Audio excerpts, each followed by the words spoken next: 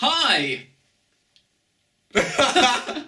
Right, so this is a bit odd because this is going at the start of the video, recorded, 2 or 3 weeks after what you're about to see now. But we have come into possession of these. It sounds like we nicked them. These fell off the back of a lorry. And we just grabbed them off the street and we thought, who wants this shit? We thought because there's criminal evidence, we better try and get rid of it. Exactly. So we're going to distribute these amongst you to try and get the cops off our back. Yeah. No, but in all seriousness, this is the brand new run of Target novels, all 5 of them, and we are giving them away to you. Yeah. But we're not just going to give them away just without you guys doing a bit of work for them. Exactly. So we have got a question for you, which links directly to the video you're about to watch. Yeah. And I think actually what we should do is let the review play out, and then we'll come back at the end. Ooh. And we'll tell you how you can get your hands. Don't just scrub to the end, because we will know if you've done that. Because Matt basically works for YouTube. Yeah, he knows exactly what's going on. I'll get the audience retention. Exactly, and we'll know if you've... So if there's a spike at the start and then a massive spike at the end... Which there almost certainly will be anyway. Probably, yeah, hopefully. We'll still know. Unless you're so offended by what we've said in the review that you go, actually, I don't want your Target books. Yeah. Shut up your arse. Yeah. I should also preempt this review personally by saying I was massively hungover when I recorded it. So that's why I look a bit worse for wear. You're a bit more with it today. Yeah, I'm a bit more together in many different respects for many different reasons. So in any case, stick around and we'll see you at the end of the video.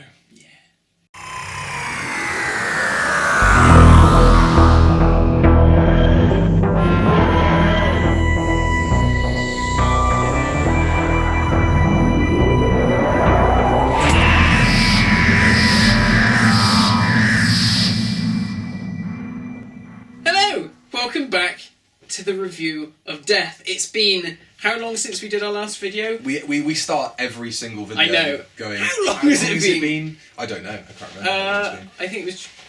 I don't know. Was it the series? It wasn't series 10. No, we did Auton and stuff, didn't we? Oh yeah, we did Auton Sentinel. And, so it's not been quite so long, but it has been 3 months since Doctor Who: Twice Upon a Time has aired, and obviously everyone has been asking us. What did you think of Peter Capaldi's last story, Stephen Moffat's last story, Mary Gold's last story, everybody's last story? Yeah. What did you think about it? So we are going to finally answer that question. How many times have you watched this story? Once. Wow, on Christmas Day. I've watched it 3 times. Okay. I watched it Christmas Day. You're going to be way more informed than I am. Because I genuinely cannot remember anything about it. And I watched it the last day that it was on iPlayer. Right. And that was thanks to Tom Spilsbury, posted it on Twitter. I was at work. And he was like, it's the last day for this. And I was like, I'll watch it in my lunch hour. Yeah. So, it's just one of those things as well where it's like, I'm not going to be buying the DVD. So I've got to try and... Yeah. Yeah, it's like, I'm not investing my money in that. Well, people have already probably second guessed what we thought. What we think about it, yeah. So, Twice Upon a Time, or TWAT, as it is very unfortunately, the acronym for that is I like it, but they're TWAT. So it started with a really cool little flashback. Which we called. Yeah, we did, didn't we? We did. Going from 4:3 into widescreen. We called all that. Oh. We should be working there at the BBC. We say this every time. I mean, it never happens. It's getting beyond a joke, surely. So 709 episodes previously. I don't know. I didn't really like that. Did you not? I thought that was quite fun. No, it was a bit too meta for me. Oh really? Okay. I would just preferred previously. Okay. I think there was some contention about was it actually 709 episodes ago. Because certain stories is that a 2-parter, particularly with the new series? Is it a 2-parter? Is it a 3-parter? Yeah. Would you class that as 2 separate stories? So they must have their own. I don't know their own way of cataloguing it that we don't know. I don't know if anyone's tried to work it out. If you've worked it out, put it in the comments. I'd be interested to find out. So we've got that lovely little flashback of William Hartnell and everybody. And then it has that nice morph from Hartnell into Bradley, which works really well. They shot a lot of stuff for the 10th Planet that never ended up in the the I actual really episode. hope we get to see it. That'd be the only reason to buy a DVD. Is it? And I suppose if the new box sets take off, which they're hoping to, and they do like new series stuff, that would be a really nice thing to add. Yeah, all that sort of stuff to the collection. I'm thinking, do I even bother carrying on getting the new series Blu-rays? Do I just wait? I don't know if I really want them all again. Anyway, so it started off really good. We had some little bits with the regeneration effects and stuff, which was a bit weird, seeing as that never turned up in the classic series. And for some reason, like, Polly's not like, holy shit, Doctor, your hands are on fire. I would have liked to have seen a lot more of that story. Even just for the excuse of like, well, you've gone to the trouble of casting Polly. Like, to be totally honest, they didn't need to do any of that. No.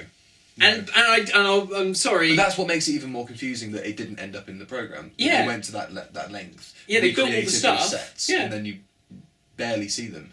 And I don't think... alright, I know they sort of say, you can't do an impersonation, you've got to make it so that the character's still your own. But, like, the way that the guy who was Polly... the guy who was Ben, he, like, just didn't even deliver the lines in, like, the same way.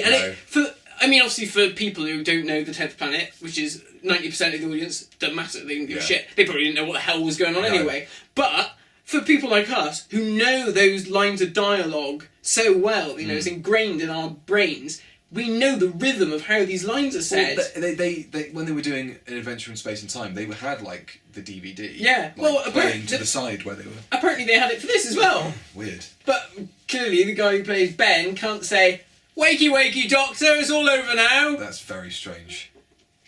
Anyway, he goes off into the snow, Billy Hartnell, oh no, not Billy Hartnell, David Bradley, and bumps into Peter Capaldi, and they have that lovely exchange, which I thought was really nice, about, are you a Time Lord, the ship, and all this sort of stuff. That was great. Yeah. I liked that. Yeah. That was really nice. It's all coming back to me now. It's all coming back. I remember how angry I was when it finished. Spoiler alert, you know how this review is going to end. And then time froze, diddly dum, diddly dum, diddly dum. Oh, here's Mark Gatiss. He's in World War One. He's going to shoot this German in the face, or maybe he'll get shot in the face. Toby Whittaker. Yeah. Which was just like... It came across like a massive circle jerk. Don't you think? A little bit. Having Moff getting his mate. Was there a soggy biscuit in the middle? Yeah. Fuck's sake. There was no need. There was no need to say that. Even contextually, there was literally no reason to say that. Anyway, for fuck's sake, that's another T-shirt. So, that was just odd. Like, just having Toby Harris just like... Yeah, and it's like, because I guess he can speak a bit of German. I think that was it. I think that was part. He could act and he could speak German. Well, can he even act? I don't know. He barely did anything. That is true. He was frozen for most of it. Yeah, but I suppose that another argument for that is he did so little. Yeah. Why not? Get him to do it? But it was a bit weird. Yeah. It did come across. I guess unless you know who he is, then it's not really that big a deal. So a really bad CGI glass woman. Oh yeah, and that comes was, along, and it looked ropey. I'm sorry, because a lot of the effects look pretty good in that story, but that was probably a bit too ambitious. And the Dalek mutants didn't look great either. Yeah, scrabbling around. Yeah. I guess the budget. Chibnall blew the budget on bringing Jodie Whittaker in, blowing up the TARDIS. It was awful. Why does it always have to end with the TARDIS imploding? Oh, I know. Like, I get that. Okay, it's a fresh start or whatever. Yeah. But like, I mean, why can't she just go? No, I don't like this. Yeah. Change it and just go. Yeah. That's better. Yeah, I'd like to see. I guess it would take the TARDIS a while to like assimilate to like a new desktop theme. It wouldn't just change like automatically.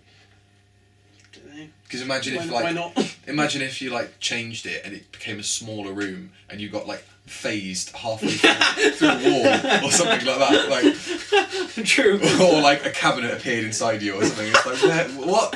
Yeah, so he bumps into Doctor Who, and there's a little exchange about something.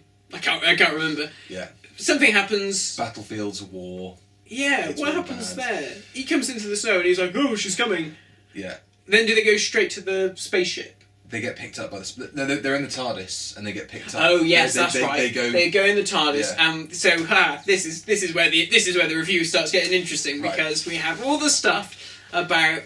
We have some nice bits in this scene. I did like, you know, the first Doctor sort of trying to be like, all right, come on now. Yeah. You know, that was nice, and Bradley was good in it. Bradley was good in it. Yeah. You know, he was good with what he was given. He kind of had like a... He had a bit of a caricature-y bit to it. Yeah. But it wasn't like into the realms of like panto. No. But then, I mean, there are some ropey moments where... I mean, we'll get onto the dialogue. Yeah. I think it's more that. I do think I would have liked a little bit more sternness to him, because, you know... It was a bit too cuddly. He was a bit too cuddly. Yeah. I just think at times, I just thought, nah, if it was Hartnell doing it, he'd have been a bit more in that point. But, you know, that's... And he never went, No, he didn't. And that is a big thing. I know you're twiddling your lapels, but I'm afraid that the is a very big thing. It's integral to that, to the character. So many times, I want to do an edit of it with a counter, and every time, because I watched it the second or the third time, and I was like, there'd be a there. It's like you know, somebody playing Tenant in years' time and not going, well, yeah, or doing like, ooh, you know, all that any of that stuff, yeah. Or someone playing the 11th Doctor and not slapping their forehead or something, you know. Yeah. Ow. Yeah, but this is where the dodgy dialogue started to rear its ugly head. Yeah, for the first Doctor. Yeah. There was a little bit where he sort of says to the captain about, oh, you know, sit down. Oh, he's my nurse. Yeah. And he sort of says something like, oh, no, don't worry. I know that seems inconceivable to you. No, that's fine, because he is a First World War captain. Yeah. So, yeah, for his point... He's explaining it in context. Yeah, that makes sense.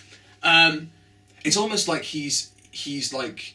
That's like the total opposite of where his character ends up going. Yeah. Because he's like explaining there is progress in the future to this soldier. Yeah. And then does a complete 180. And then he's like, all this... it's a bit dusty here, where's Polly? Isn't he been doing the dusting? Yeah. Now that line is weird though, because it's like maybe Polly did, but it had nothing to do with her being a woman. Maybe Polly just did it because she did it. There was there wasn't any pressure on her doing it. I think this came up on Twitter the other day. I think it was Gareth Roberts and some other people were talking about it. It's like, well, let's look at the stories as they are. Where would Polly have time to do the dusting? Yeah. So it's like from the War Machines, they go straight into the Smugglers, and I can't remember how the Smugglers ends. Does that end straight into? No idea. I think it might end sort of going into the 10th planet. So I think people are like, she had no time to be doing any dusting. I think it was a shame that like the first Doctor returning, like a multi-Doctor story, like that's, you know, that should have been really exciting, and it was for a bit. Yeah. Like in the lead up to it. I think on the surface, it has a hell bent, this story, in as much as you can get a bit blindsided by, ooh, the Peter Bukaki police box, the Peter Bukaki console room set. It is like dangling keys and and going, look at this, don't pay attention to what's actually going on. Yeah. And I think someone brought up, oh, well, Barbara used to say, oh, I want to give this place a spring clean.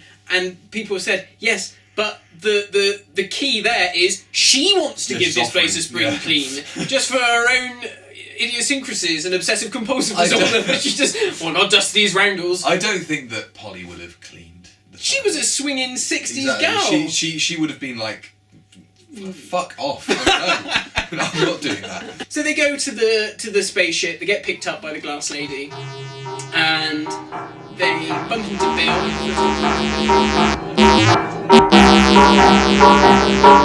But the Bill thing's interesting, because a lot of people have said it's kind of a bit obvious that was written for somebody, or may have been a part written for somebody else, and that Bill was subbed in when people realised that she actually wasn't like unpopular. Yeah. Bill came back, that was nice. I mean, I really liked Bill in Series 10, but there was this whole thing, the Doctor was suspicious of her, like, how can it be you? As far as he was concerned, she was dead. Yeah. He didn't know that she became a puddle person, too. So she's still out there as a puddle. Yeah.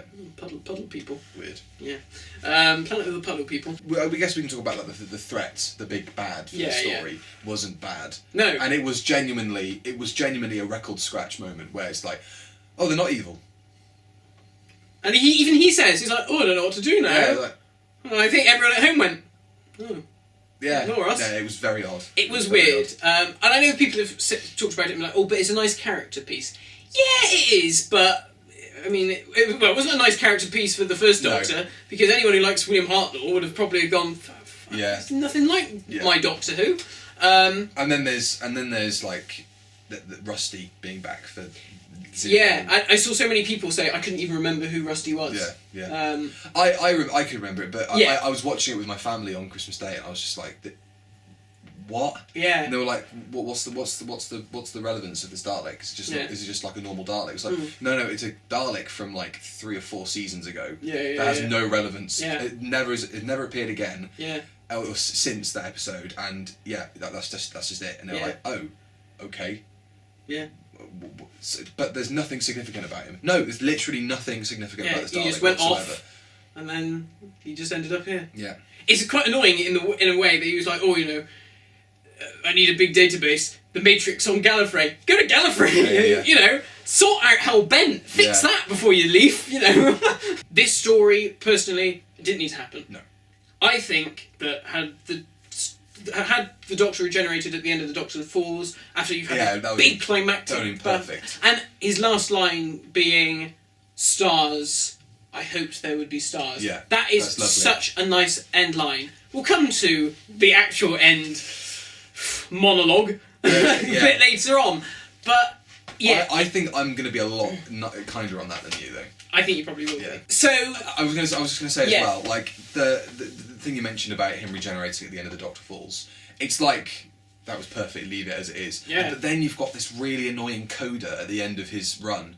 It's like a false start. It's like, you didn't need to have the Christmas special. I would much rather of it, and there are edits online that people have done where it goes straight into the regeneration, which is really nice, and that is in my headcanon, Twice Upon a Time, this didn't happen. Well, so many people I've seen put, like people have put, like, well, how can we explain the fact that the first Doctor in this story is basically nothing like the first Doctor in his own era? People tried working around it then? People have said it could be because he's sort of part-way through his regeneration. Because they explain, don't they? They said, they explain the reason why he looks so different is because he's like, you're bubbling with regeneration energy. Right. Your face is all over the place. Okay. He's like, that's quite a nice... I quite like that. I thought that was quite clever.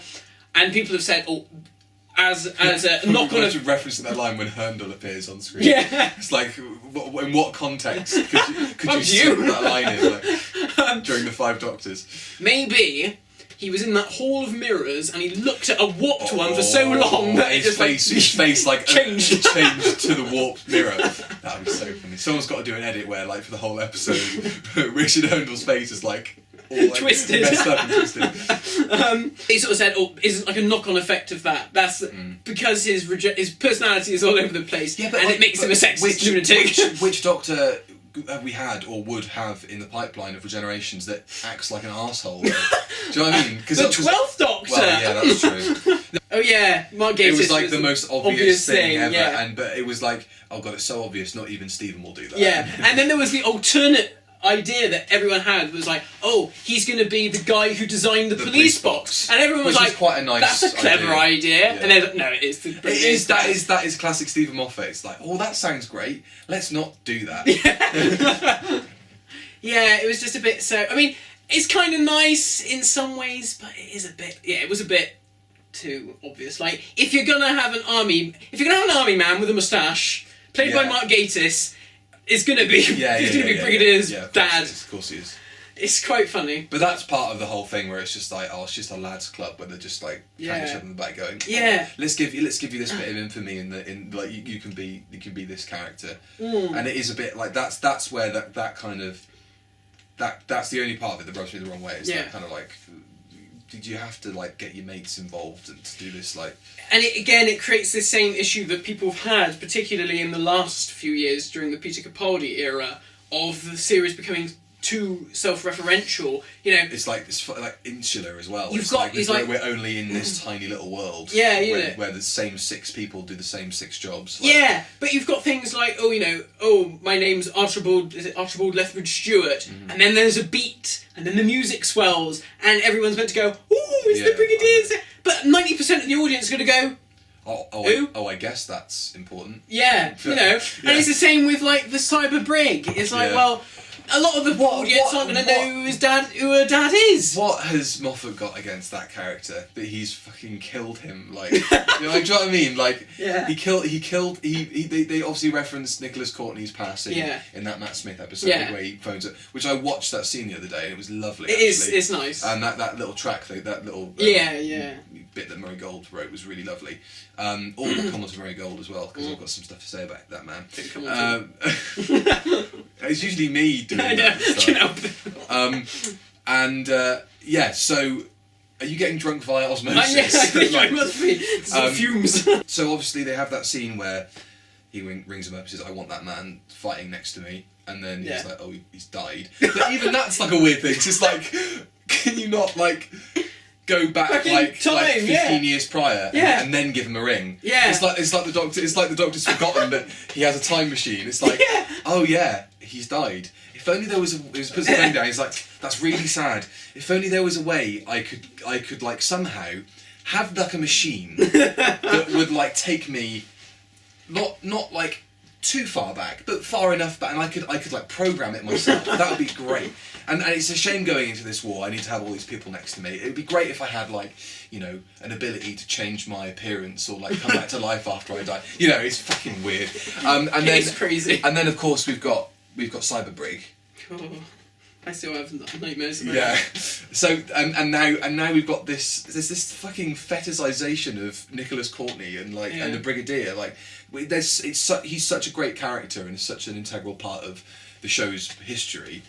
But it's like, why do we have to keep dredging this stuff up for meaningless? At the end of the day, completely meaningless observations on that character existed once. He's a character that we've never seen before, but is just related to them and is this big story beat.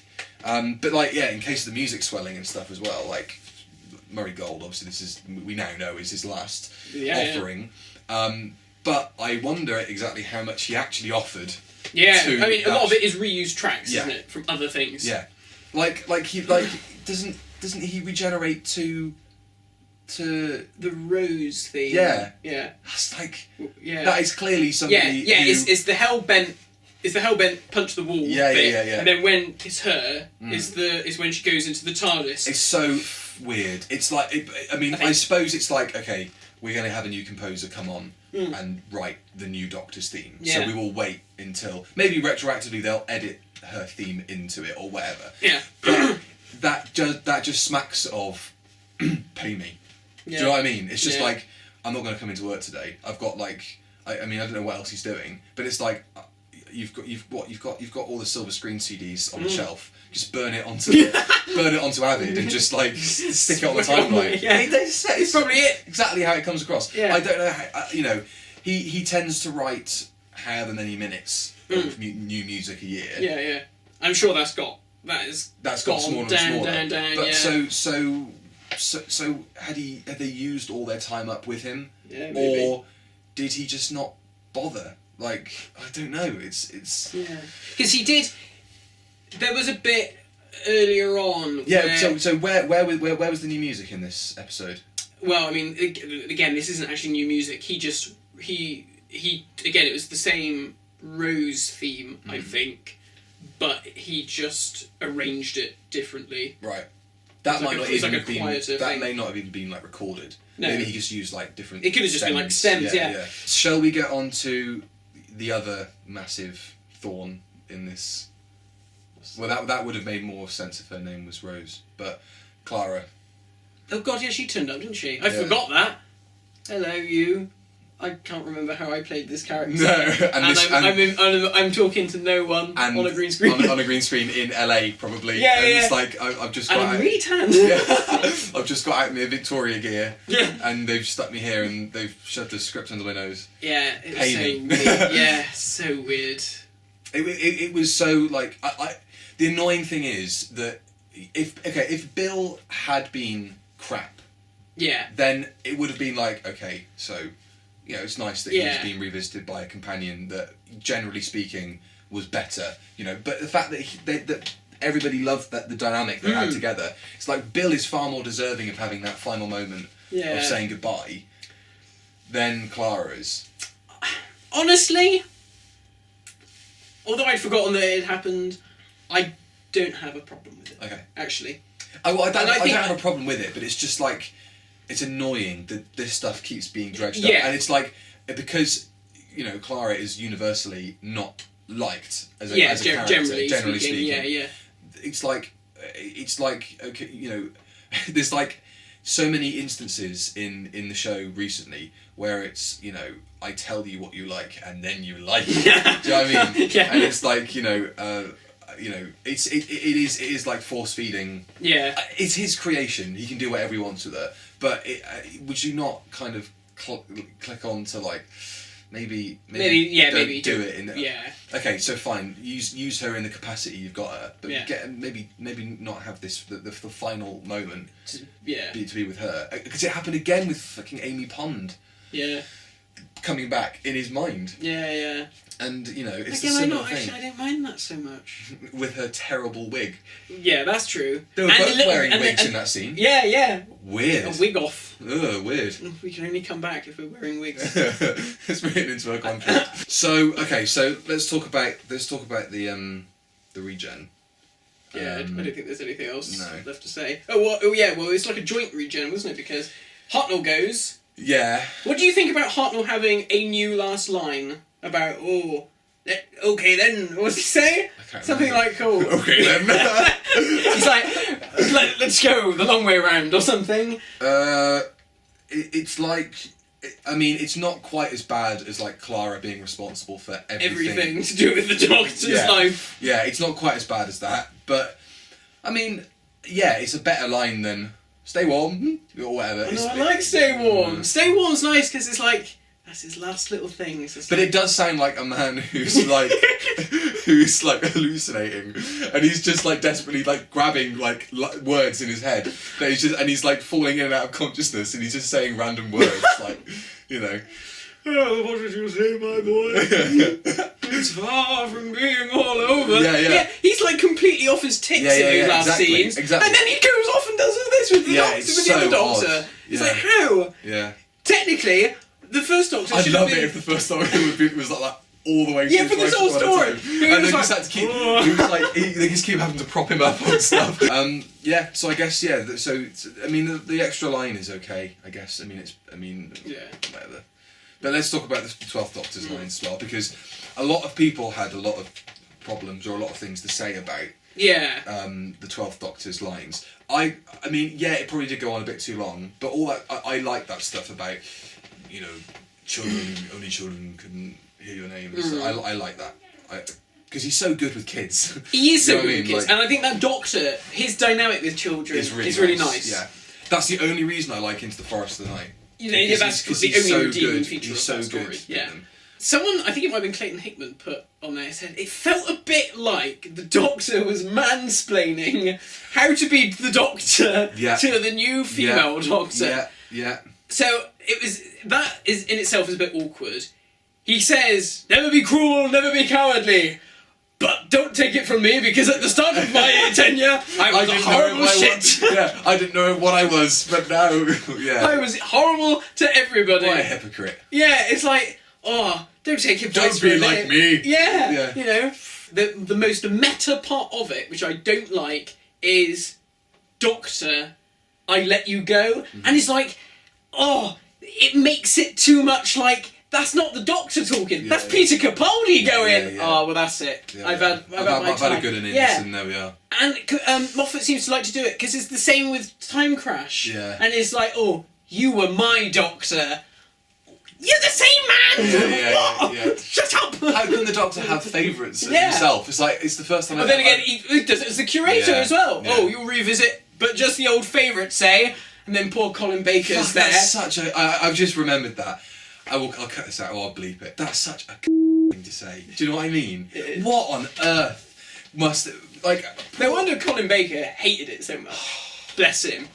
I was watching just purely by coincidence. I was watching things of him at a panel where they were asking him about it, and he was like, you know, it was awkward for everyone that Tom Baker came back. And people in the comments were like, no, it wasn't, blah, blah, blah, blah. It's like, well, you've got to understand, for poor Colin, he not only had he been served incredibly badly when he was the Doctor, but then he got served badly Everyone again. should say, like, you know, this Doctor's coming back because he's the only decent one. And that's what it feels and like. everybody knows it. Yeah, Give yeah. a wink. And it's like, Sylvan Colin are just like, they're like, oh, cheers. Yeah, Thanks very much, lads. Yeah.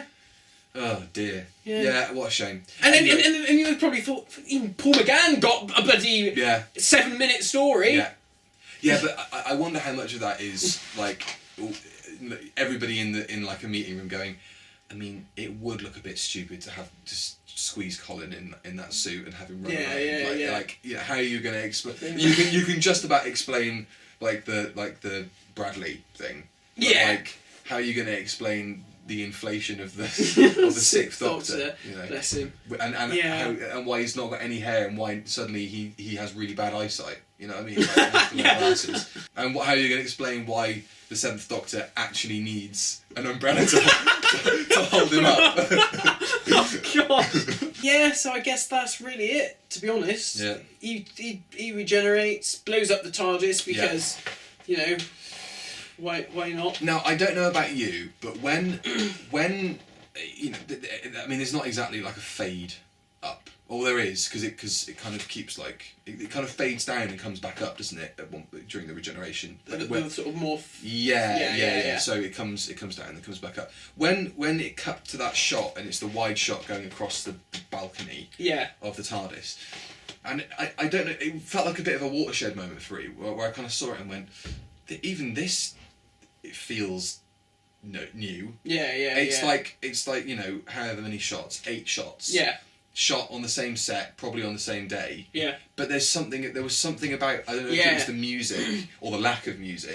That just went like, oh, when did they take over? Like it's literally just like at that final line, it's like they've just gone out the door.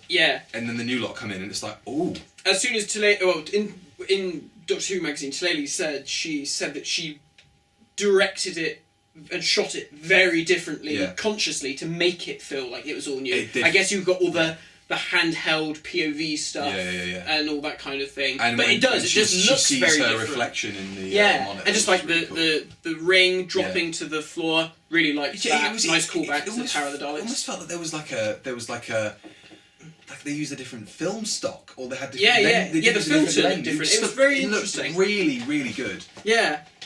So there we are. So Jodie Whittaker's the new Doctor. And what about her first line? Oh, brilliant. Yeah. It's nice, I guess. And it's like, I was dreading her first line, thinking it's not going to be kidneys. Like, I was, if it were, or tits, you know. And she still has Peter Capaldi's voice. Weirdly, that'd be so.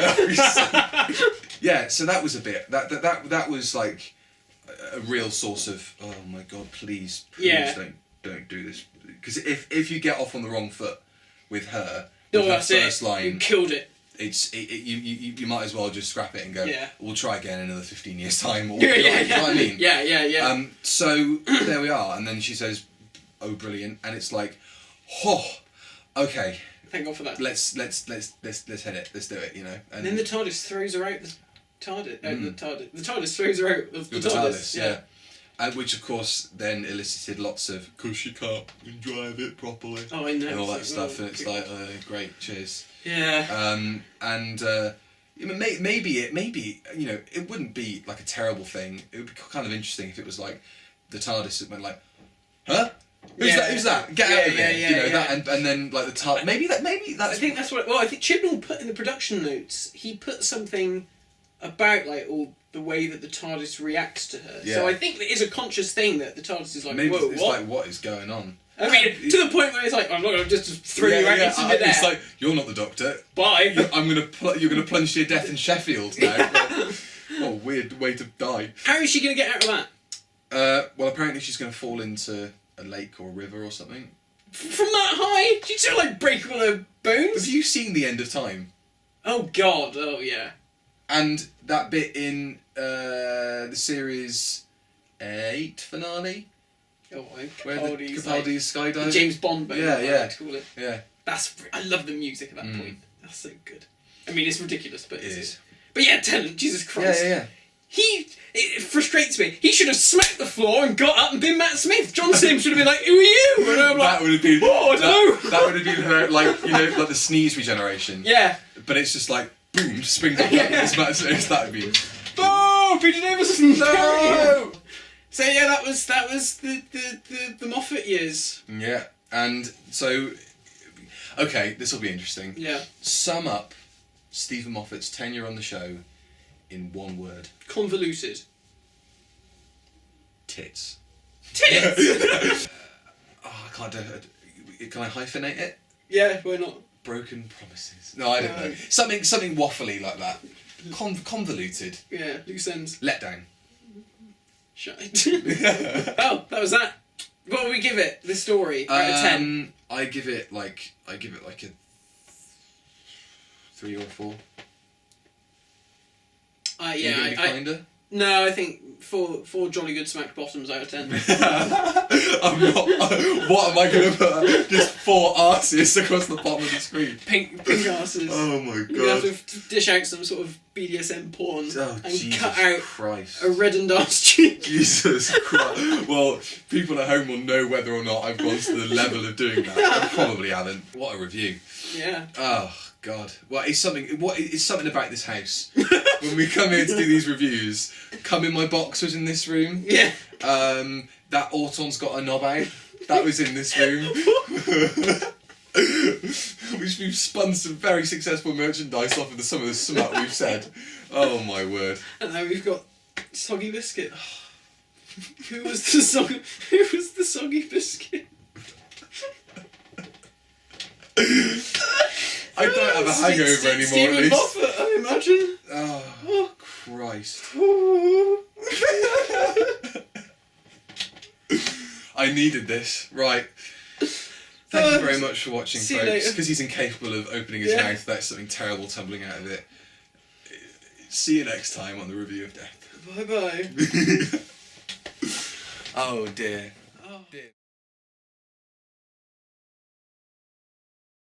Did you enjoy that review? I'm sure you did. We did. If you enjoyed the episode of Twice Upon a Time, you can get this book. But you can also get these other 4 with it as well. Marvellous! Oh, there's some marks on the back of that one. Oh, yeah. At least you're not paying for them. Yeah. That's what we're saying. So, if you want to be in with a chance to win this set that has been held by myself and Billy. Yes, they've been on my shelf for 24 hours. My God. Gathering my personal dust. Wow. You could clone Billy out of the DNA of those don't. dust mites. Please don't do that. Yeah. So it's bad enough there being one of me on this earth. Hello, Gizmo. There's a dog digging down there. So if you want to win this set, you can't win them. That's preferential treatment. Be quiet. If you want to win these books. This doesn't happen on the one show when they try and give fucking prizes away, does it? Be a good dog, like the Blue Peter dogs. Go on. So if you want to win these books, all you have to do is answer this very tricky question. And that question is this. What does the First Doctor think you should get a jolly good smacked what? Mm-hmm.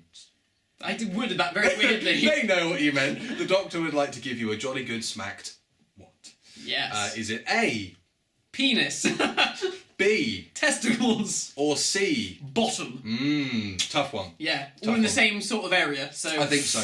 Yeah. And honestly, given that it is a children's show, it could literally be any of them. So, to answer the question, just send an email to this email address at the bottom, which at the moment we don't know what it is. We can't remember what the email address is. But it's here on the screen now. Send an email with the subject as Target Novels. Yes. And with your answer in the email, and then if you're one of the lucky winners, or if you're the lucky winner, there's only one. If you're the lucky winner, then we will get in contact with you and get your details. And include your name as well, so we can put it in a big hat and draw you all out, because every person who gives a correct answer in will be within a chance of winning the prize. So yeah. Is there a time limit to this? You have 7 hours from this video uploading, or it will detonate.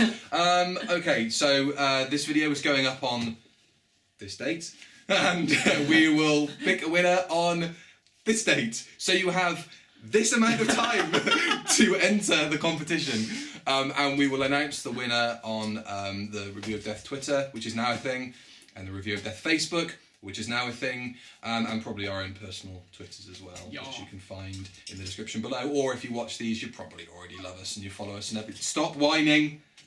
Yeah, so if you want to be with the chance of winning these glorious books, well, actually, hang on. These glorious books, then you can, I mean, you're still going to win this, but whatever. Then, yeah. What does the Doctor want to smack on you? And look at that sheen. Look at that. Ooh, look at the glow. Look at the glow on that. Gizmo, don't bite them. I mean, it's a pile of... But don't. Thanks for playing, and see you next time. Bye-bye.